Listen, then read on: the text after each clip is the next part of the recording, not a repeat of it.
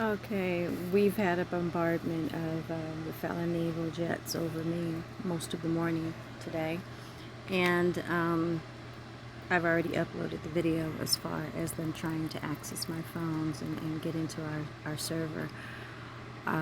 We have software that records anything that accesses or attempts to access, and so we have it recorded and logged, as well as I took a video of it. But I want to show you this on Friday, June 9th. And this happens repeatedly. Rattlesnake Hill is where the cell towers are. I'm about to show you photographs because what I did was this exact photo. I went to Google Satellite to show me exactly what I'm looking at. And as you see, it says that from 6:48 p.m. to 7 p.m. was at Rattlesnake Hill. And most of the cyber attacks that we've been dealing with have been man-in-the-middle attacks where they're pretending to be a cell tower, using a cell tower simulator to steal data and information, listen to your phone calls.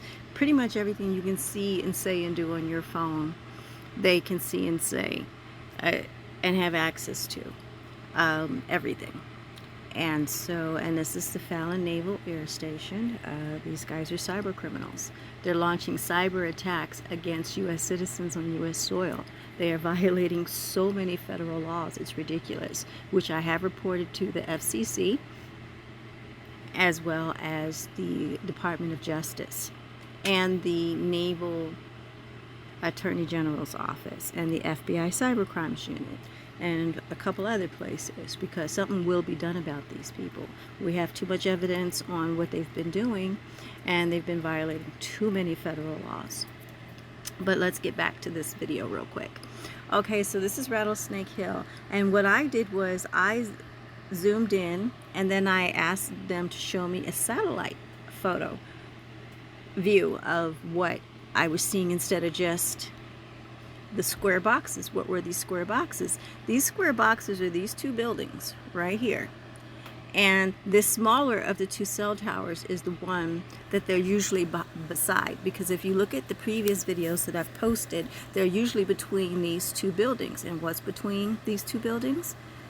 This smaller cell tower. And this is located on Rattlesnake Hill by that F for Fallon. And you can access it off of Airport Drive, right from the airport. As you see, there's a path that leads right up to it. There's nothing really to stop you from walking right up to these or driving right up to them, especially a lot of people in their ATVs and things like that. And this is right by the Top Gun roadway. So easy access. The guys in the Dodge Chargers that were constantly trespassing on our property, they have access to it repeatedly. And as you can see the road that leads right up to it, not to mention all the other little roads that they ride around on in the area. And these are just different views of the same building. But I wanted to give a clearer idea of repeatedly in photographs and in videos it shows exactly where they launch or initiate from. Lots of them, it was from the Fallon something war something, and then to Rattlesnake Hill, and then that blue thing would go to my property and be directly over my trailer on my property, which, let me skim forwards a bit, you can see right there. They're on our property directly above my trailer.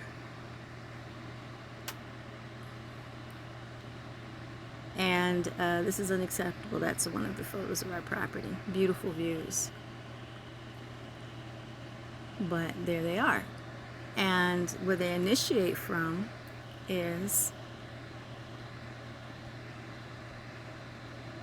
the Rattlesnake Hill. So I wanted to get that on video to show, because thousands of times over the last several years, this is where they initiate from. And if you just look through some of my videos, there's at least 50 of them that show them on Rattlesnake Hill, where the T-Mobile and the Choice Wireless cell towers are. And so now you've seen actual pictures of what it looks like, an exact location where a lot of the attacks are. They sit and wait, and they sit and scan everybody's everything, and then whenever I turn one of my devices on, within 10 minutes they're directly over top of me with